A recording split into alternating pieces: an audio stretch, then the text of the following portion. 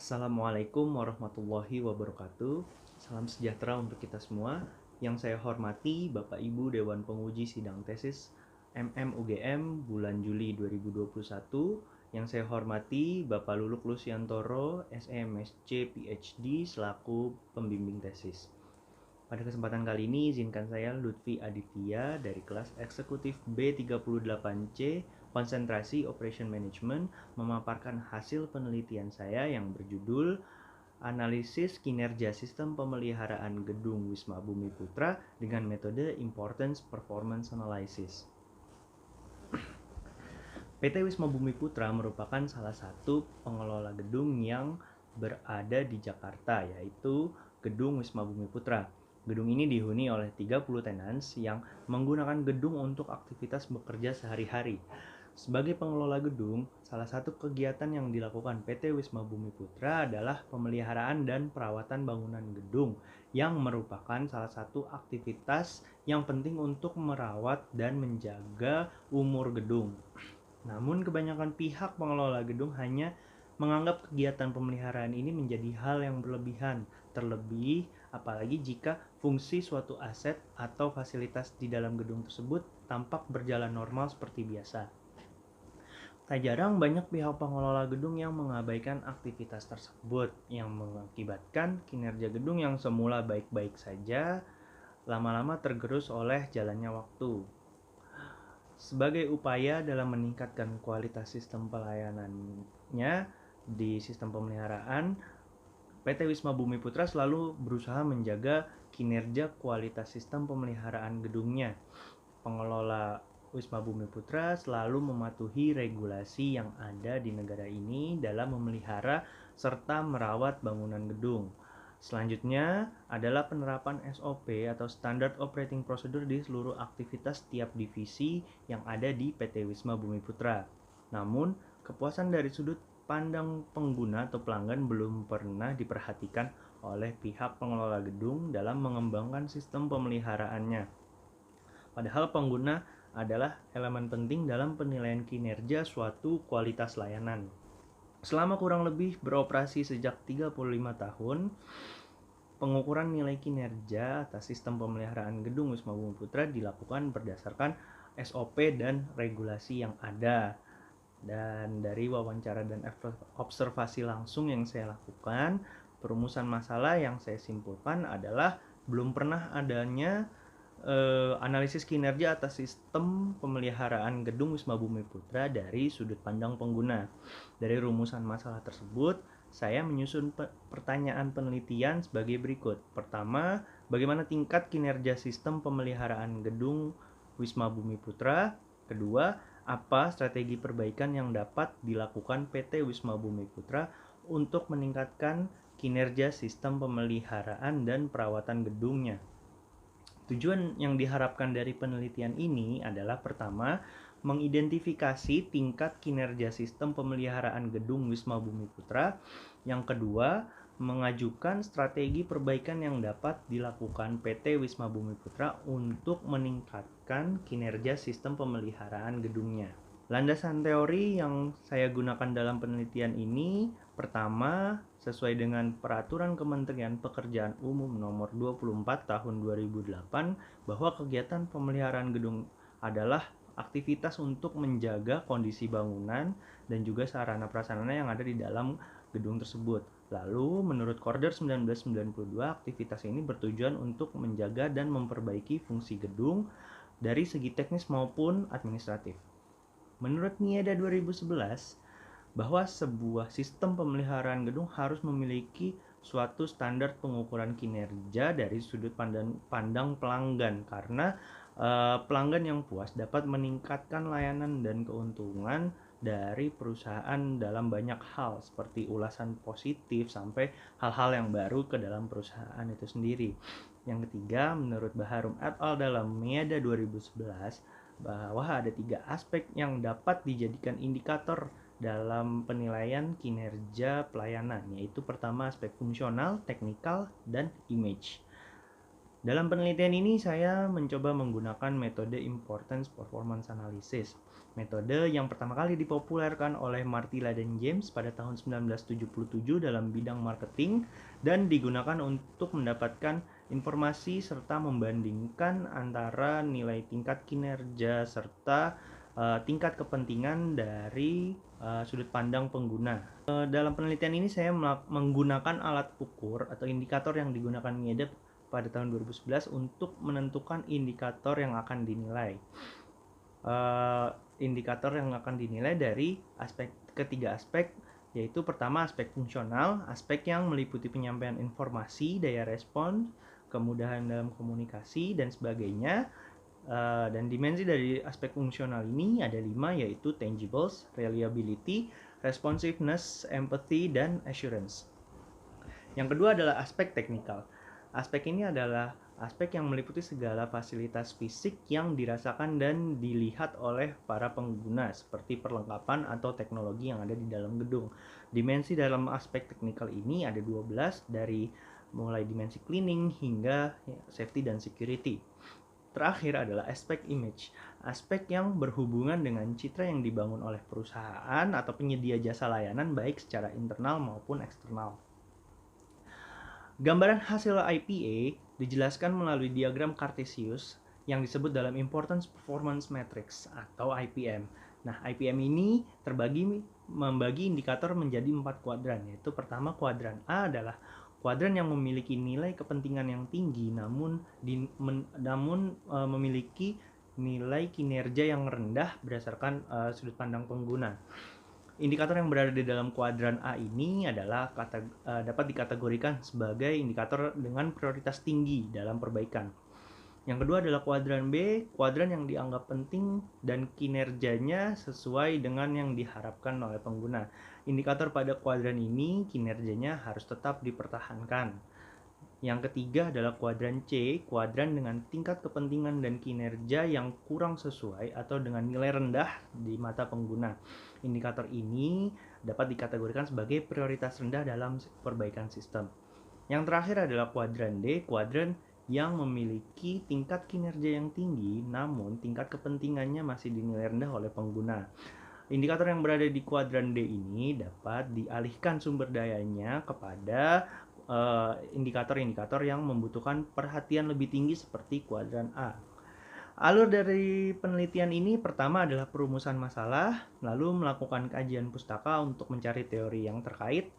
Selanjutnya adalah pengumpulan data, observasi, wawancara, dan penyebaran kuesioner kepada 60 responden untuk diolah menggunakan metode IPA. Dari hasil pengolahan data tersebut akan dijadikan pembahasan diskusi untuk penarikan kesimpulan yang menjawab pertanyaan penelitian.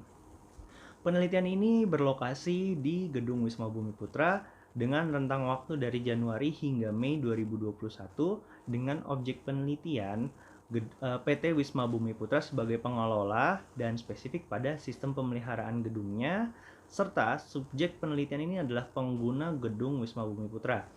Pengumpulan data dalam penelitian ini pertama dengan observasi langsung, lalu wawancara terhadap pihak pengelola gedung sebagai narasumber, serta penyebaran kuesioner kepada para pengguna dan pengelola untuk menjawab 67 pernyataan indikator dengan sampel non-probability sampling dan teknik pemilihan responden dengan metode purposive sampling sebanyak 60 responden. Dalam penelitian ini dilakukan uji validitas dengan mengukur tingkat validasi dari 67 indikator yang ada di kuesioner dengan menggunakan metode product Pearson moment.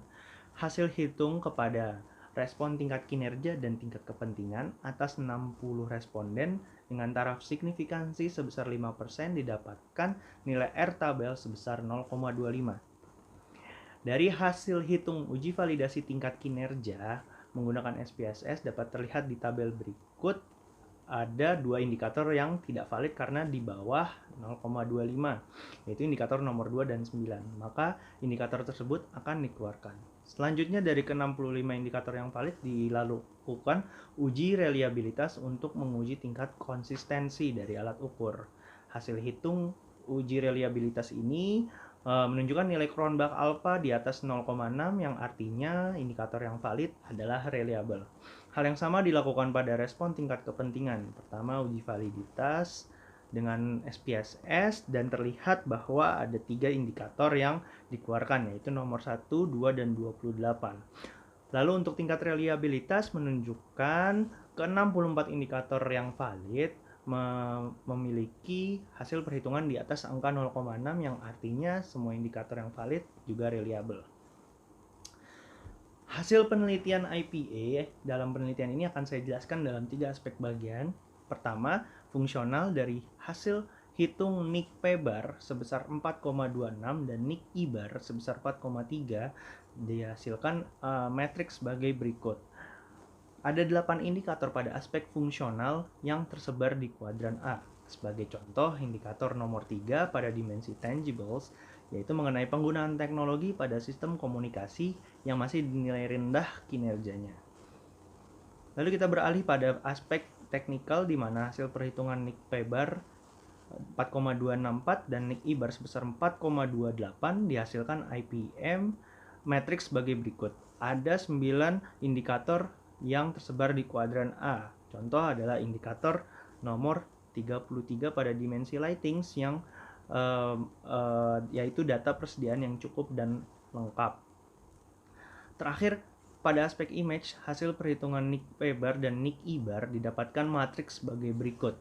Ada 2 indikator yang terdapat dalam kuadran A. Pertama adalah indikator nomor 64, yaitu tentang tampilan luar gedung, dan nomor 67 yaitu pada dimensi internal image, yaitu kondisi gedung yang selalu terjaga oleh pengelola dinilai masih rendah kinerjanya.